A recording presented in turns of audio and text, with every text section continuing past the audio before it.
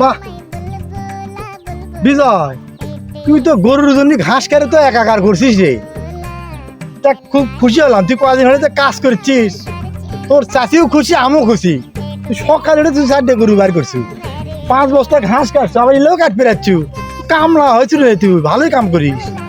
আরে চাচা, আপনার বাড়িতে আমি অনেক যেদিন থেকে মনে করেন কাজ করে ঢুকছি, সেদিন থেকে মনে করেন আমার খালি কাজই করবে মন চাই, মানে কাজ ফেলে তুলে আমার ভালো লাগে না, বুঝছেন? কিন্তু তোর কাজের ধরন দেখে মনে হচ্ছে কোনো কাহিনী আছে, তুই তো ইনকা কাজ কোনোদিন করিস না। কদিন হলে প্রচুর কাজ করিচ্ছু, ঘর নাকি খুলে কত খুলে কমো মানে চাচা কি খুলে কমো?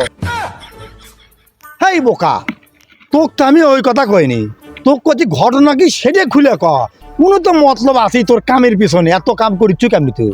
চাচা সেই কথা করছেন, তাহলে কই শোনেন, কিছু যান মনে করেন না চাচা। আরে তুই নির্ভয়ে কত।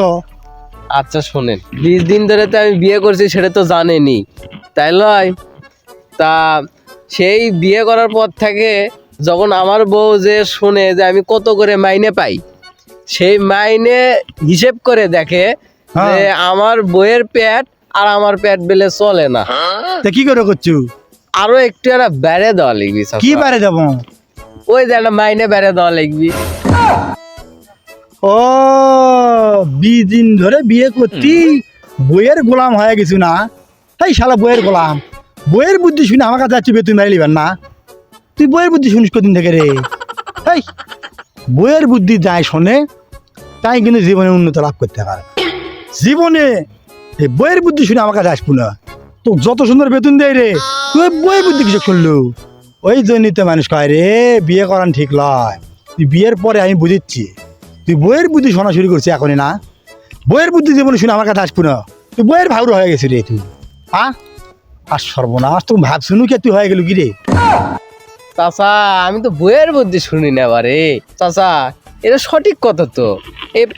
এই সামান্য বেতন দিয়ে আমার সংসার চলবি কন? আর 5,000 টাকা যদি বেড়ে দেন তাহলে আপনি এটি চাকরি কর্ম, আর যদি না দেন তাহলে চাকরি কর্ম না চাচা। কামের লোকের অভাব নাই, তুই যেহেতু পুরাতন মানুষ কাম করিস আমার বাড়ির, দেখিচ্ছি তোর বেতন বেড়ে দেওয়া যায় নাকি। কিন্তু সব থেকে আমার খারাপ লাগলো তুই বইয়ের বুদ্ধি শুনে আমার কাছে যাচ্ছ, এ ভুল কখনো করবো না। দেখি তোর বেতন বেড়ে দেওয়া যায় নাকি, তোর তুই থাক দেখি তারা।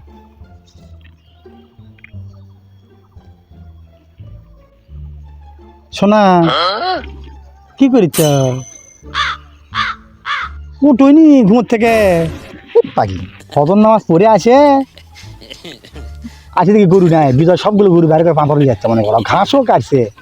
এদিকে আমি বসে কি করি, তোমার জন্য 5টা রুটি করছি, রুটি ভাজা দিছি, আবার সবজিও করছি। তুমি খালি উঠে তোমার কোনো কষ্ট করা লাগলো, ঘুমোর থেকে উঠে ব্রাশটা করে রুটি খাওয়া, রুটি কাপড় দিয়ে আসলো না, কাপড়ও ঘাসে ছুঁয়াচ্ছি, বুঝছো? হ্যাঁ হ্যাঁ তো শোনো, বুঝছি বুঝছি। আমি একটা কাজে ফোন দিস নি, বুঝছো?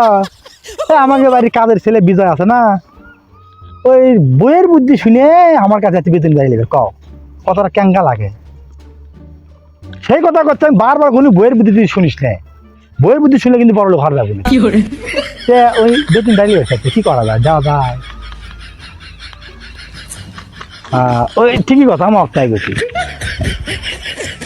আচ্ছা আচ্ছা, তুমি ব্রাশ করে ইয়ে খাওয়াচ্ছ শোনা? আচ্ছা রাখলাম, আচ্ছা ওকে। শোন, তোর তো বেতন বাড়িতে বাড়িতে আসনি, হলো না? হলো না মানে?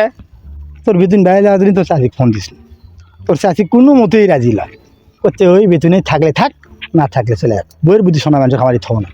নিজে বইয়ের বুদ্ধি শোনে আর আমাক করছে তোমার। তুই কি করলি রে? আমি বইয়ের বুদ্ধি শুনি না।